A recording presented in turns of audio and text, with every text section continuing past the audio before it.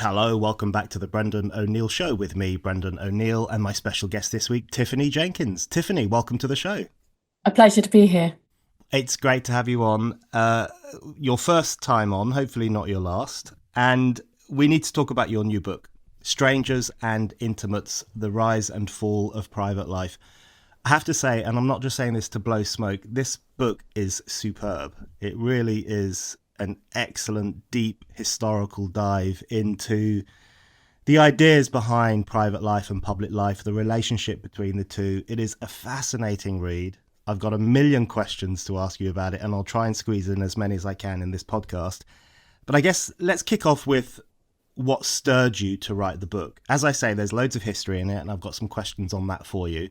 But I guess what really triggered you was the kind of contemporary contradictions on private life, where on the one hand people often demand privacy these days, but at the same time we're expected to live as publicly as possible, to show everything in the public realm, to put ourselves constantly online.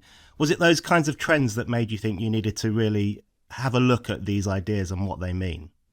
Very much so. So we live in I begin the book with Harry and Meghan, who are constantly showing their lives, their private lives in public on Netflix or whatever. But at the same time, they would call for restrictions in terms of the way the press could report them, a completely controlling kind of attitude. So that was one contradiction, the kind of the openness and authentic private self in public whilst calling for privacy. But the other was the way in which there's often calls for privacy laws and a big discussion around tech invading our privacy. But at the same time, the private realm is seen almost as toxic, as this place of bullying and abuse. And I just thought there's no way you could defend privacy if you don't also defend the kind of right of people to close the door as and when they choose and see fit. Yeah, absolutely. And I'm very interested in the difference between privacy and private life and what those two things mean. One thing that people think these days, and you've just mentioned there the technological element to it, there is this presumption that everything was hunky-dory until tech came along, and all of a sudden you've got kids being tempted onto TikTok and Instagram to reveal everything about their lives, to put up intimate photographs, to tell everyone how they're feeling. There is this presumption that technology is the cause of some of these problems of privacy that you're talking about. But you see it as being longer term than that. Technology plays a role, but it's not the key determining factor of some of these problems. I think many social problems in society today, people tend to blame on new technology. So the rise in mental health conditions, for example, the difficulty people have with reading books and paying attention, and privacy and the tendency to put our private lives out online is also blamed on tech. And I just don't think technology is that deterministic. It arises in a particular time in a particular place, and it is as shaped by the that sort of historical moment as it shapes. And if you go back in history, and particularly in the 20th century, there are numerous occasions when the private realm is breached.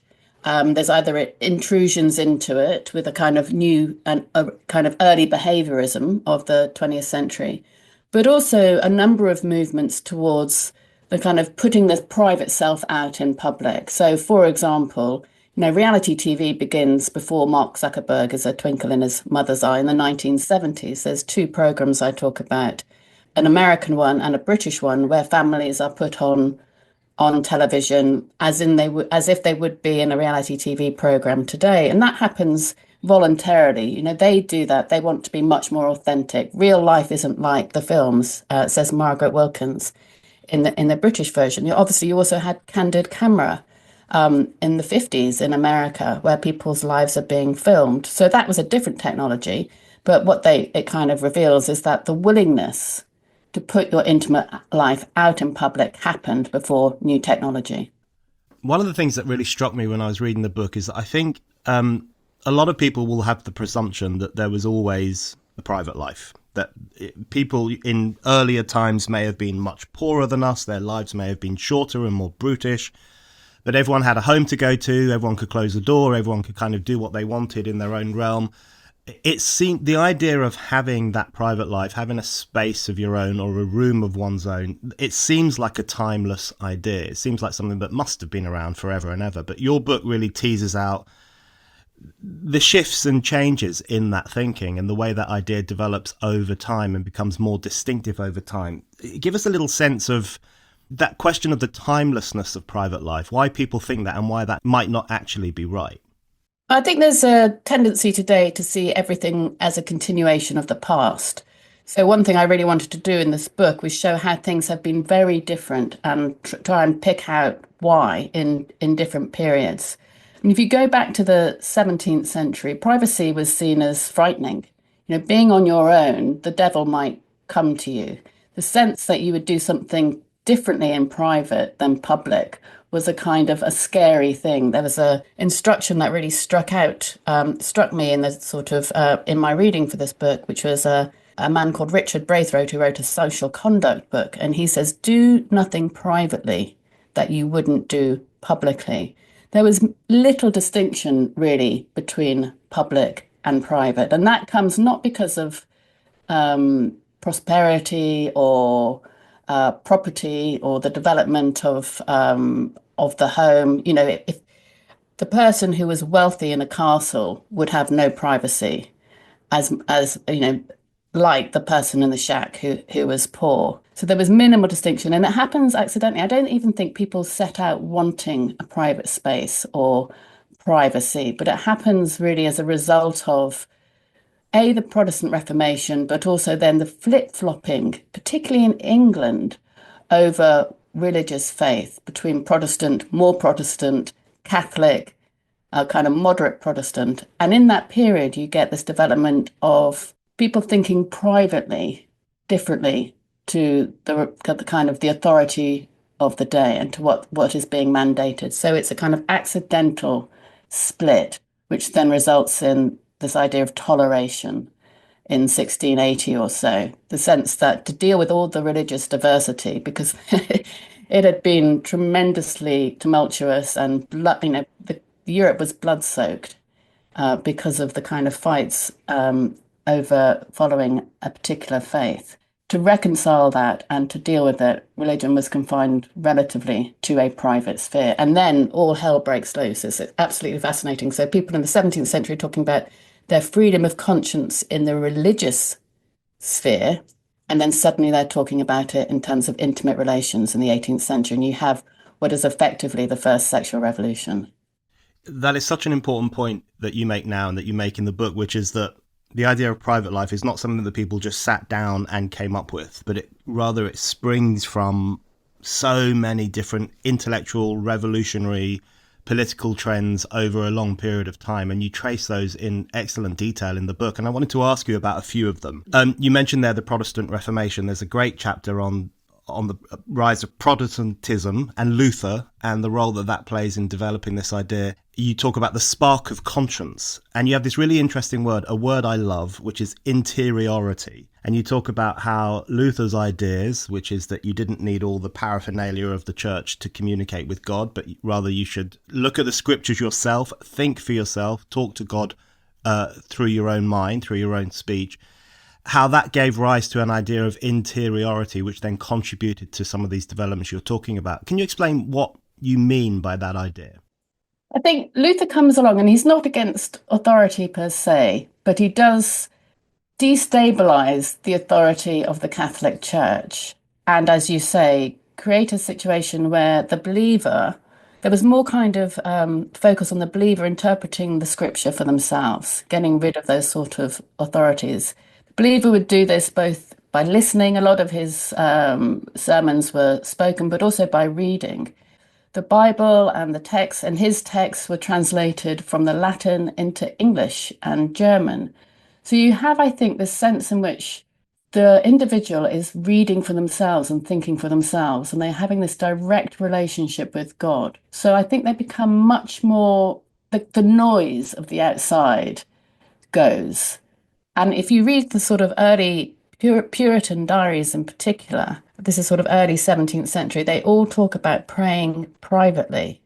And they don't mean private in the sense that we would. They're not always on their own. They might be with their family, with the household, with a chaplain.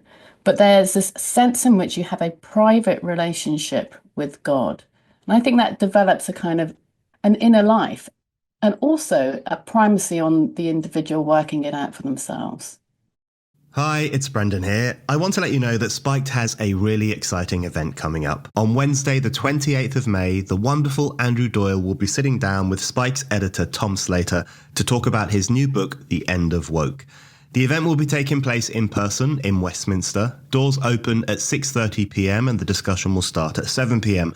You'll get a complimentary drink and even get the chance to put your own questions to Andrew.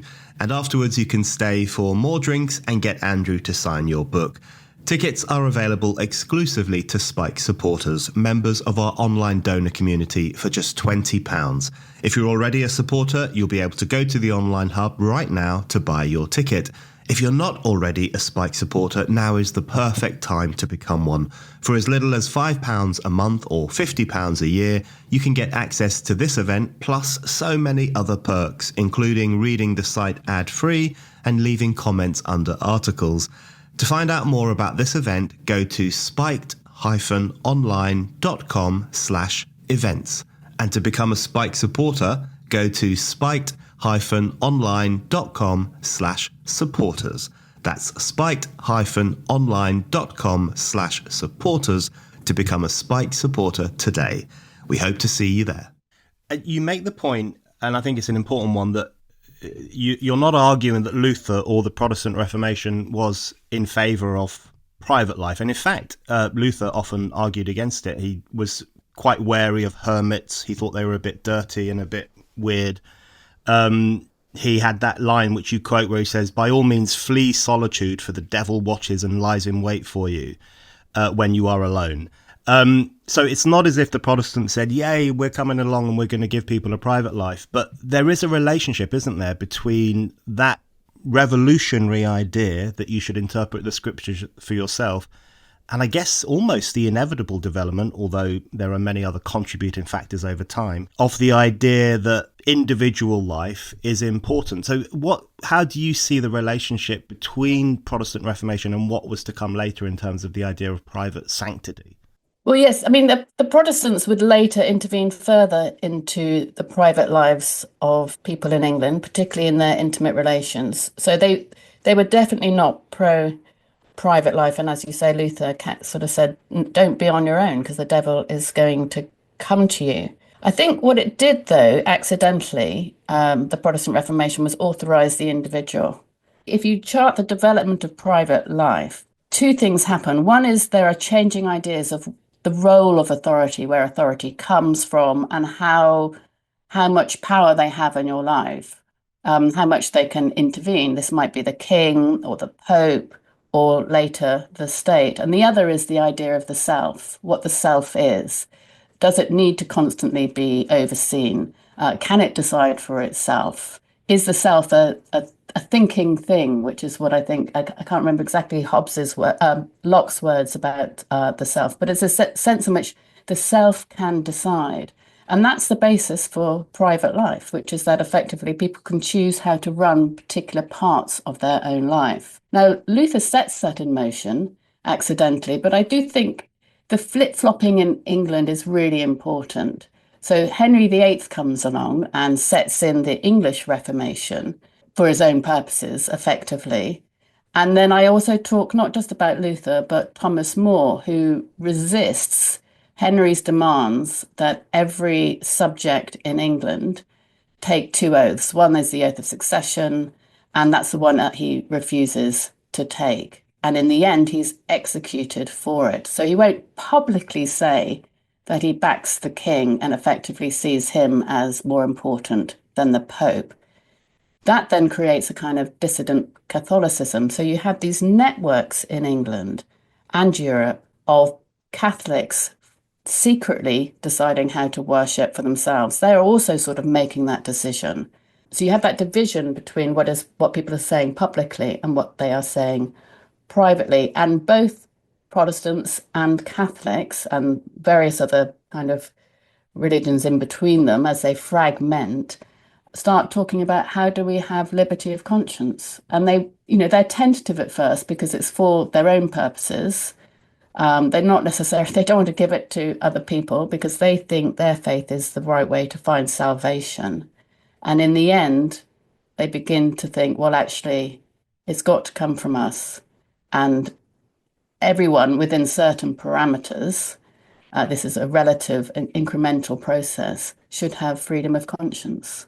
Yeah, I think your commentary in the book on the flip flopping, particularly in the context of England, is fascinating. And you're not only the rise of this Lutheran idea of interiority or the individual capacity, but also the impact that has on Catholic worshippers and what it compels them to do in terms of in their private lives is incredibly well drawn out in the book.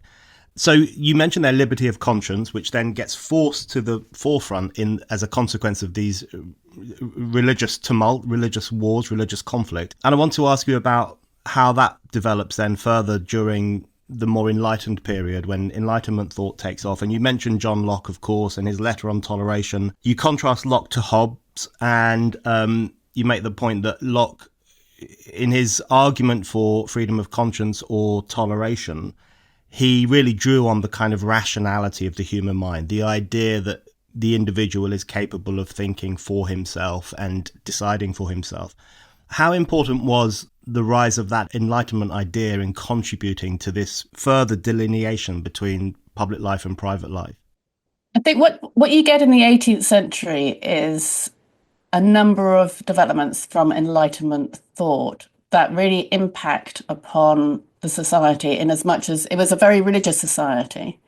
And it was still very religious, but you have people like David Hume talking about the way in which God intervened less on a day-to-day basis. So people start talking about their own individual conscience in terms of other areas of life which aren't just about how they worship. They talk about lust and intimate relations as natural, and this is a huge shift. I think in sort of 1640 or so, there's a woman called Susan Doughty who is hung for the crime of adultery. The Protestants intervened in intimate life to the extent that neighbours were instructed to report on neighbours, and you could peer through peepholes. And suddenly, in the 18th century, people start talking about the way in which, because these sentiments are natural, these feelings are natural, and also because I have freedom of conscience, I can choose who I spend my intimate time with. And that's a dramatic shift. I think it's also sort of reinforced by the voyages of discovery. Basically, ideas about what is and isn't natural start feeding into it. And they don't replace the kind of the religious thinking, but they certainly temper it and change it. You have this important point that kind of runs through the book and certainly runs through the historical analysis that you put forward, which is that private life rises in tandem with public life. And there is an interdependency you describe between the two. So it's not as if there was always a flourishing public life which superseded any sense of a private life, but that actually both come to the fore around the same time in different ways, relate to each other, interconnect. Talk a little bit about what you mean by that, particularly as it pertains to the 18th century and the rise of, I guess, a clearer sense of what it means to exist as a public person, and then how that impacts on the valuation of private life. This is one of the more difficult points to make. I don't think everybody really picks up on. But I think the way to think about it is that by defining or creating a private sphere, a place where the individual is relatively free, what happens is that the borders of the state and the borders of the public eye are bounded. You effectively, by creating a private sphere, you effectively create this space of freedom.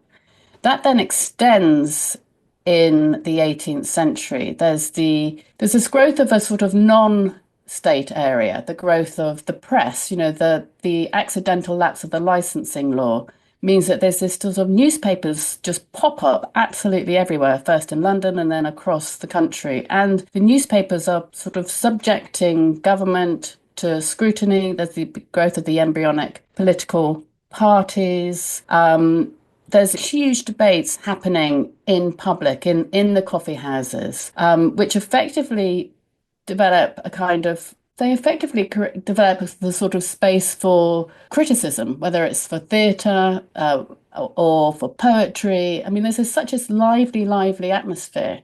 And for the first time, people start talking about public opinion. I think there's a sense that you have a kind of a rising mercantile class, rising bourgeoisie with the sort of development of capitalism, and they're all playing something of a public role, which they are too constituted. They're private men thinking about how to maybe hold the state and the government to account. And they are also thinking about how to behave in public, how to behave with strangers. So there's a big discussion about politeness, which is a new concept. It comes from the French polir, to polish.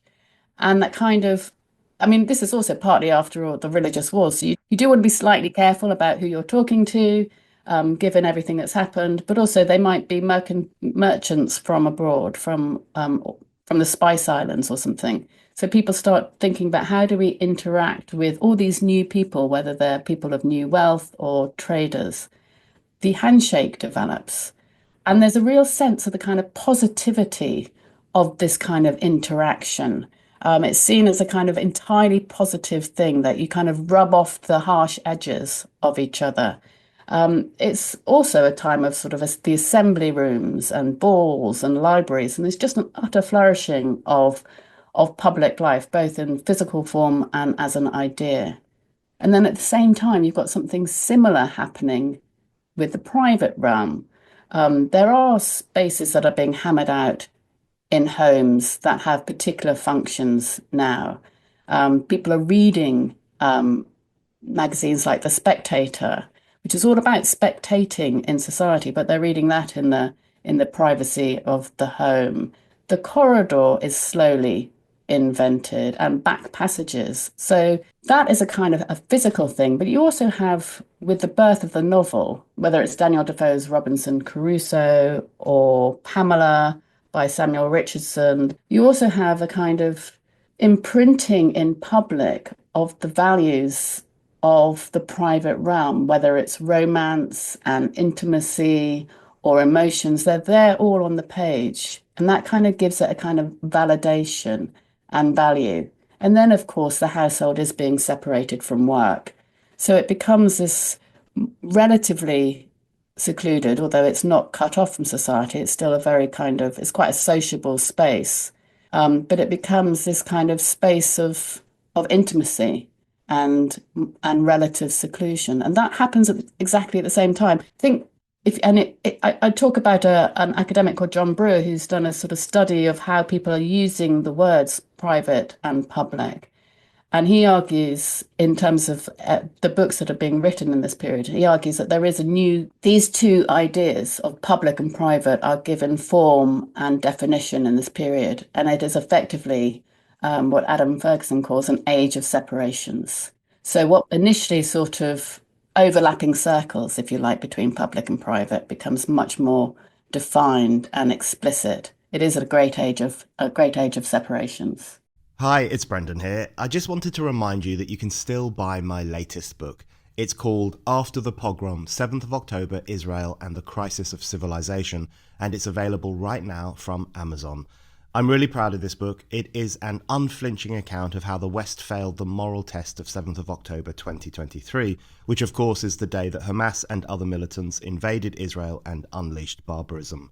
The book documents in pretty chilling detail how activists, academics and others in the West ended up making excuses for Hamas's violence, ended up taking the side of the pogromists against the pogrom's victims, and ended up in the process turning their backs on the values of civilization. The book is fundamentally a call to arms for Western civilization. It makes the case for restoring Enlightenment values and standing with Israel while it's under attack by radical Islamists. I don't know if an author is allowed to describe his own book as essential reading, but I really do think it's essential reading. It's called After the Pogrom, 7th of October, Israel and the Crisis of Civilization, and you can get your copy right now from Amazon. Yeah, that chapter, which I think is called Age of Separations, is really, really enlightening. I learnt a lot in there. And I think, there is this tendency, you've just mentioned there, that the private realm becomes a site of seclusion. It's separate from work. It's a place where you go in order to, the way I've understood it anyway, is that one of the most valuable things about the private realm is that it is a place of refuge from the vagaries of everyday life, the pressures of everyday life. You can close the door, you can take your shoes off, you can, speak in a way you might not normally speak, you can rant, you can let off steam, all these points that you make. So there is a tendency, I think of these two realms as being in conflict, or one being a hiding place from the other, which suggests a kind of conflict or a kind of tension. And that can be true. But one of the points you make in your book about the separation of these two realms is that both are important to the other. And the way I've always understood it is that the private realm is in some ways the place in which you kind of refortify yourself in order to be a better public person, or in order to behave better in the public realm. And in that part of the book, you do talk a bit about John Stuart Mill and his book on liberty, in which I've always thought that one of the most important points he makes is that people who are more self-reliant and self-confident as a consequence of being free are likely to be better behaved, more conscientious people publicly in the world around them. So the private realm and the public realm are kind of dependent on each other, aren't they, for the health of one another? Very much so.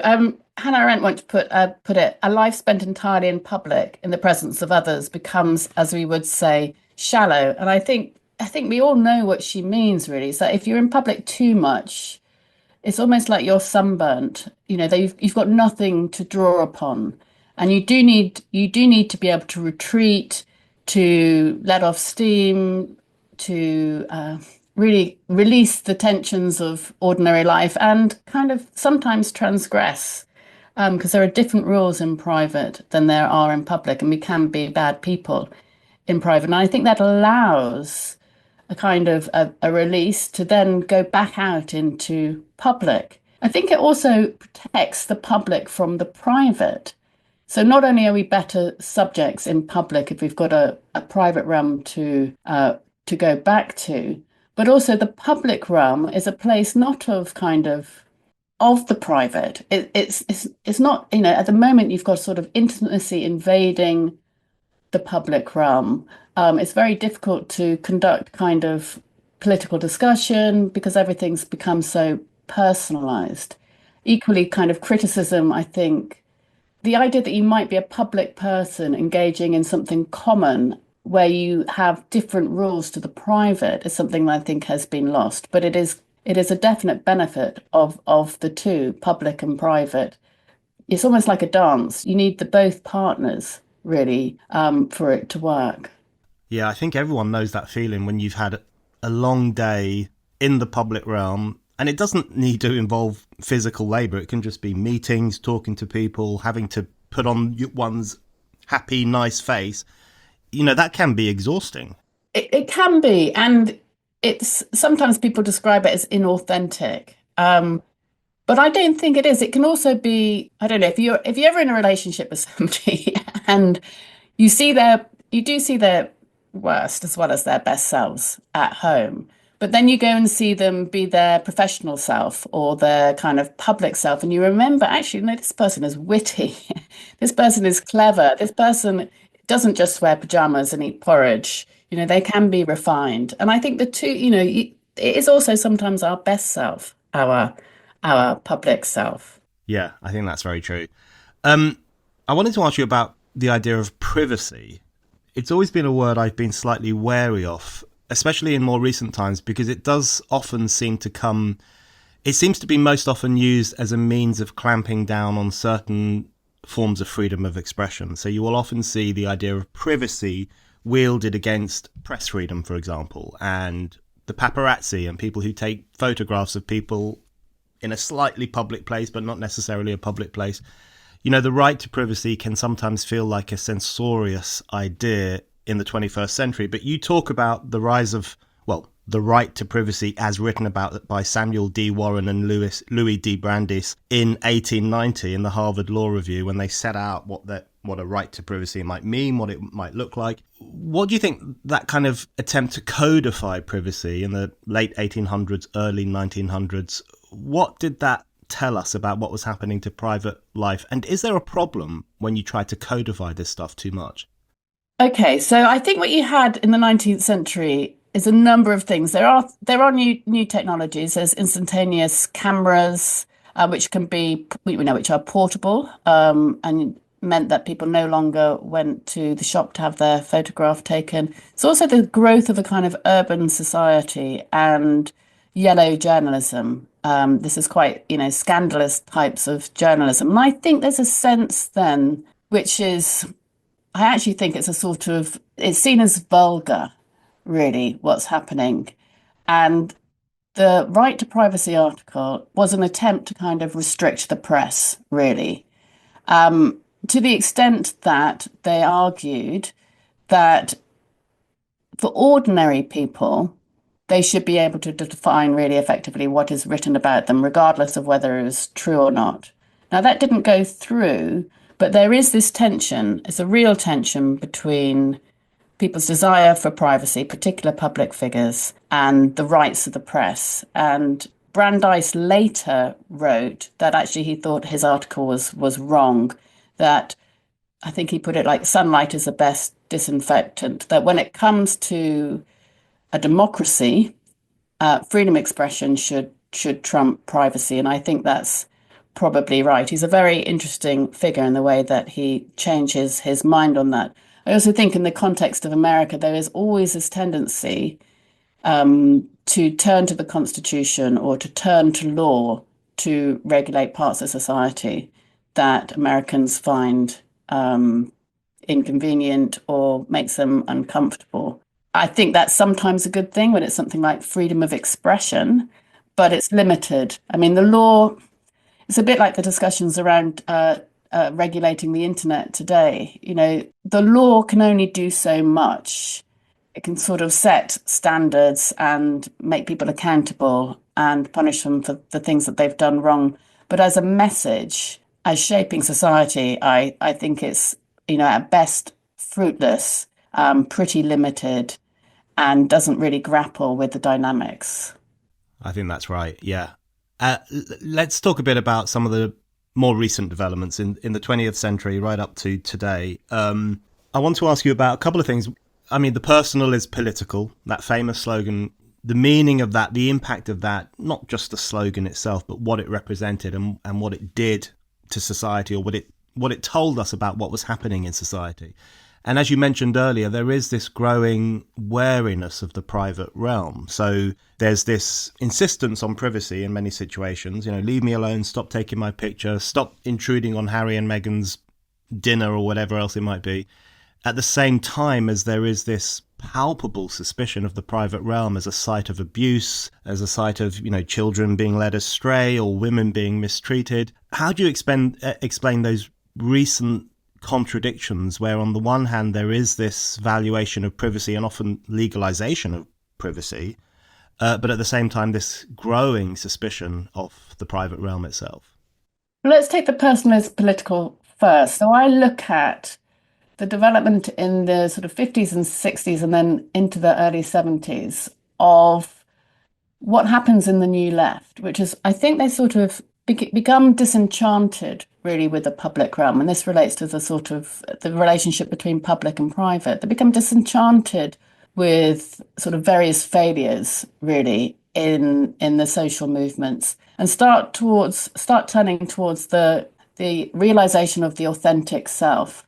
If you read some of the students for democratic society stuff, they're very much talking about sort of authenticity and realizing the self as a political movement. There's a big split in feminism between the kind of liberal feminists of Betty Friedan and the radical feminists, people like Carol Hanisch, who is the one who writes that personal is political article.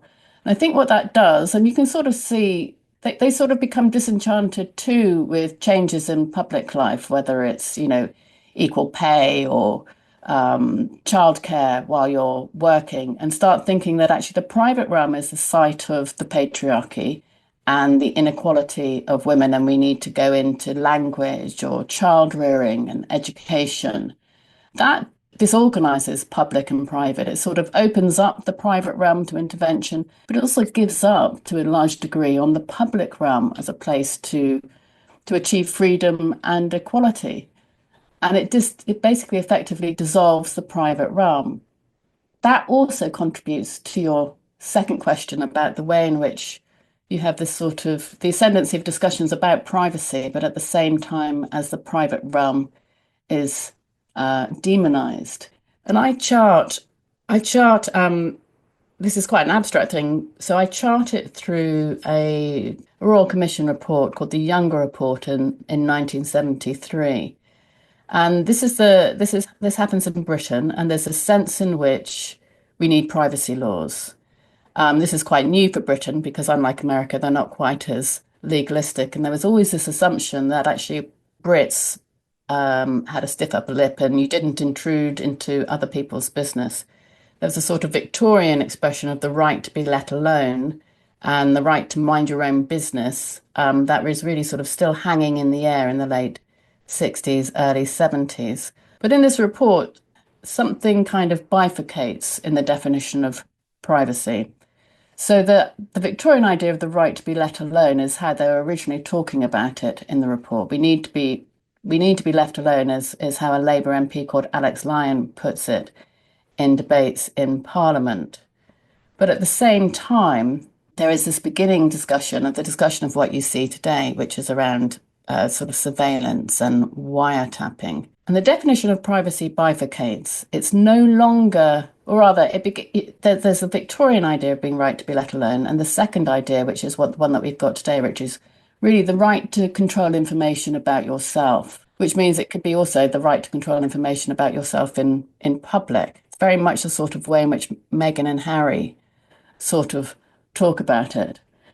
Now, what I found sort of reading this report was that towards the end, privacy begins to get quite a bad rep. It's seen as dangerous, and the private realm is seen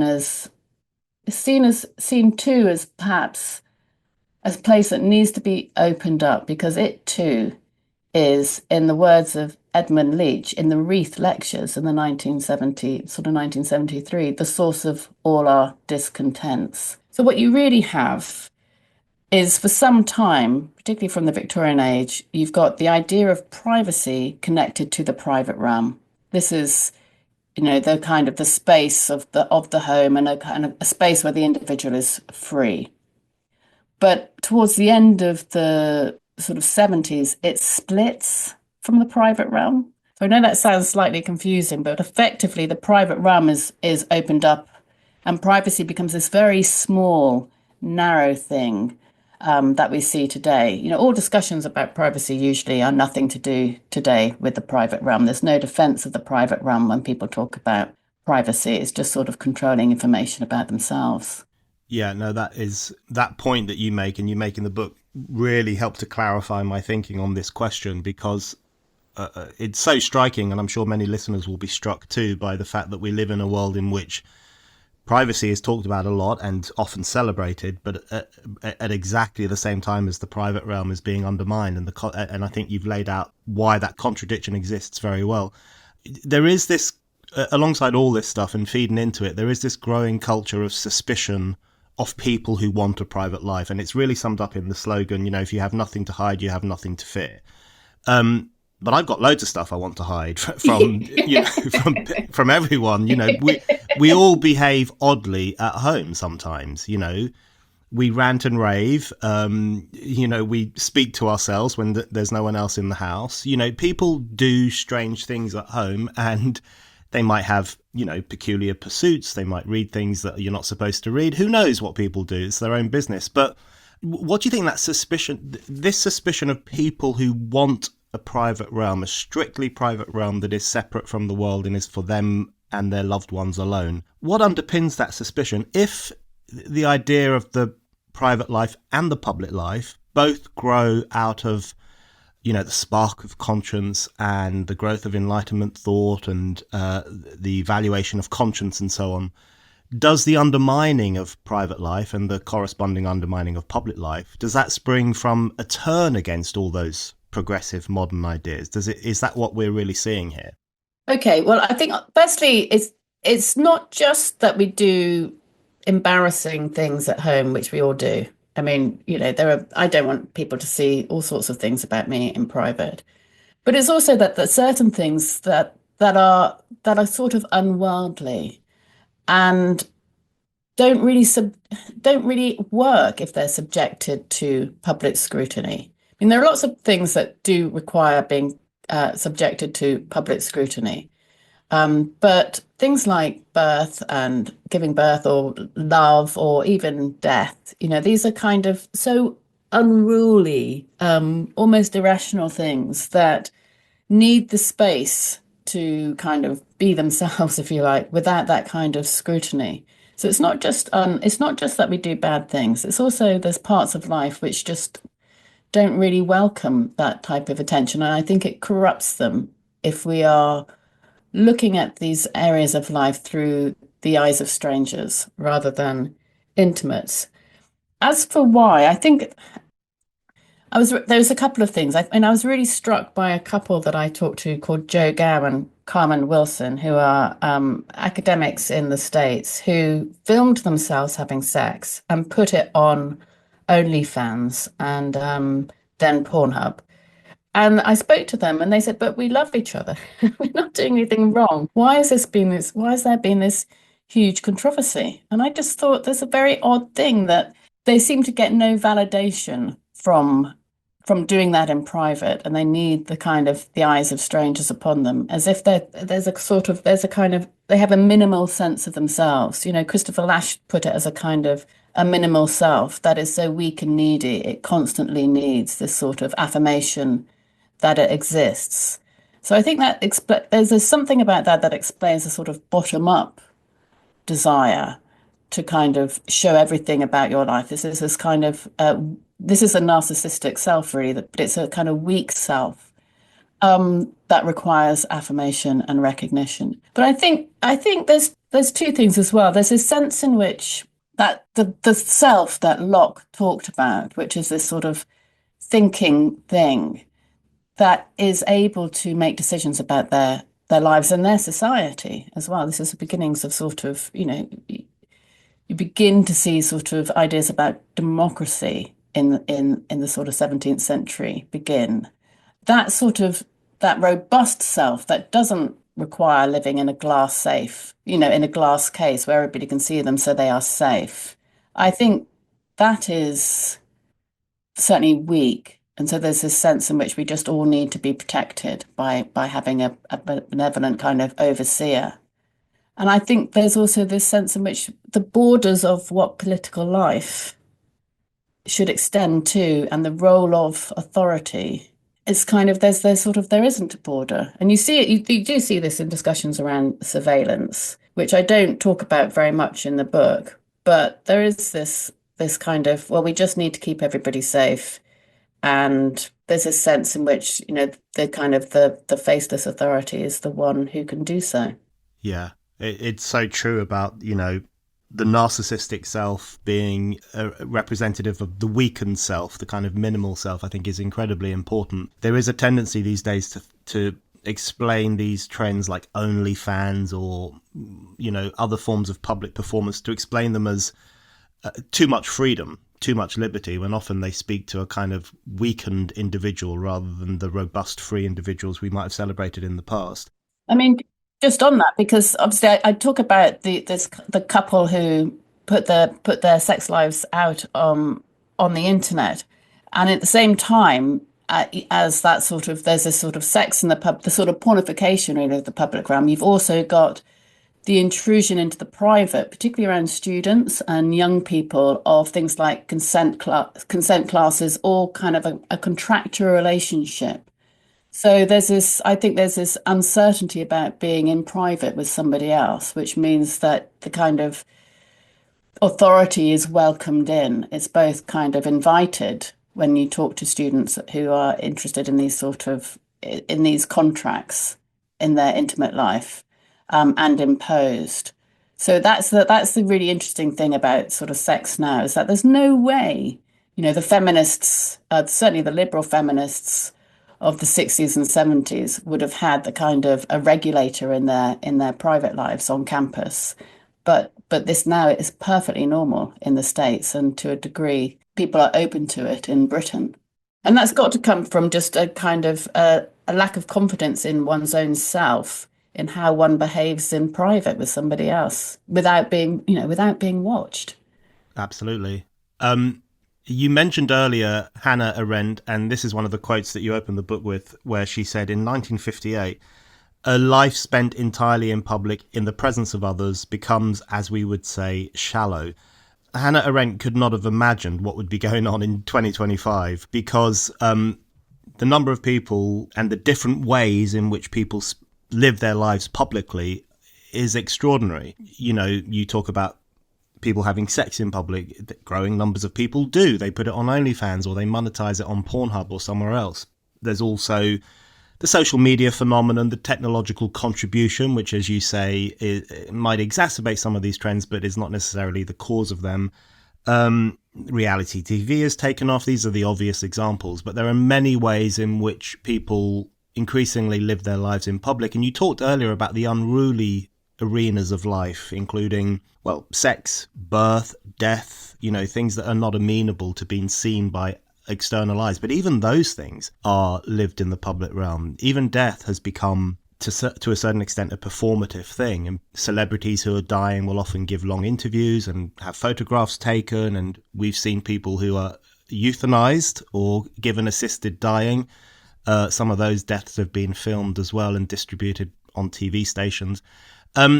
What is the impulse behind that? You talked earlier about people seeming not to get validation from their own lives and instead having to get it from the onlook of strangers. What's going on there? What explains this desire or this longing to do things publicly that we once would have only done privately? I think I'm really interested in the way in which reality television only films the private aspect of those people's lives. So it's really striking the way in which, and I think this even happened at 9/11, there was an American reality TV program where they didn't tell the participants what had happened for a short period of time. And then I think they filmed them when they told them finally. But it's striking that effectively it's only the animalistic aspects of life, which you see on reality TV. The idea that they might be people with connections to political movements, to what's happening in Parliament, or what books are being published, or what plays are being put on. There's a sense in which we are just animals, I think. One of the things is that the public aspects of us, where we are in communities that go beyond our private lives and our own individual interests, that public sense of ourselves is actually what's lost and why we retreat into the private, if that's a sort of explains part of it. So the sort of our public identities, whether it's I'm not, but I could be a Labour Party supporter or I could sing in a choir. Those sort of public identities, I think, have lost validation or value. Those forms of recognition and participation have been have eroded, and therefore people retreat into their private lives for meaning. I mean, it's a kind of step away from the world and therefore require that to be affirmed. So in a way, the answer, strangely, to protecting private life is to also develop our public selves, I would say. And so our public selves become the kind of object for scrutiny and discussion, not, what we do in bed.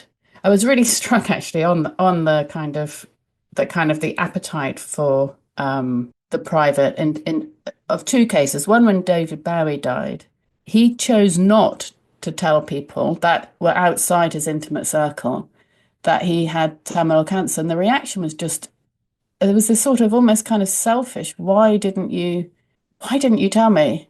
From his fans. And equally with Kate Middleton, who didn't tell people that she had a cancer diagnosis for 3 weeks, and the reaction was insane online. Particularly, there was these wild speculations that she was dead that, whatever kind of sort of conspiracy theory floated your boat was pushed around by date. And it's almost like her private life is public property.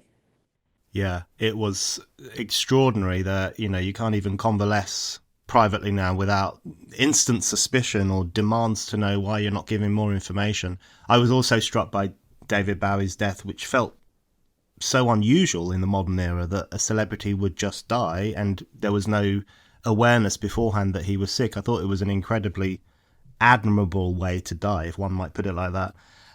It's a burden to have to explain yourself in those situations. People often say, and they've said this about Kate, well, it's raising awareness, it's raising awareness. But I don't think it's, I mean, I think it's probably frightening people and burdening her. Yeah, absolutely. Okay, well, that brings me nicely onto my final question for you, Tiffany, which you kind of have just answered, which is about the restoration of the private realm and I guess correspondingly the public realm. How we go about that? I mean, it's such a huge question, and your book makes clear just how large this question is because, as I say, you trace the history of the development of these ideas and then the contributing factors to their corrosion. So there's so much going on. It's bound up with the entire project of humanity in the modern era. So it's not as if we can just pass a law and therefore everything will be fine. It's not as if we can just click our fingers and we'll go back to how things might have been in a more desirable era. But there must be things you think we can do, maybe on a day-to-day basis, maybe as individuals, maybe as communities, that might start to patch up the private realm and as a consequence restore some of the dynamism and life to the public realm as well. What do you think people can do apart from read your book, of course? Yes. I think we could try and take some of the personal out of the political. So in public life, be our best selves, and engage with each other as in a less personal manner, going beyond our own private lives. I mean, certainly politics is very personal at the moment, to the extent that, people go to stand outside Jacob Rees-Mogg's house or Brett Kavanaugh's house. I think that's a dangerous illusion. I think we should not criticize people for their private lives to extent. I mean, in as much as a lot of discussion at the moment, whether it's cancelling artists or biographies of, great men and women, is obsessed with their private aspects of their lives. I think we should start thinking about their public achievements and create a kind of yeah, a public culture of discussion and debate that is less personal than it has been. I think we should also not criticize people for being phony and inauthentic and put on a kind of go back to the handshake, stop social kissing, that sort of thing. And then there's sort of that's the sort of the public realm, but the kind of the private realm, it is hard not to use use it as currency and the private as currency because it does sort of humanize you. And we've all got a private realm, so it's a sort of way of connecting to people. But I think not sharing everything, not revealing everything, and shutting the door and maybe going offline is a very, very healthy thing. And developing our own inner life. That does mean reading quietly, thinking, not always needing to be on and recognized, and having a little bit of confidence really in ourselves to be able to do that, to develop our minds. Tiffany, thank you very much. Thank you.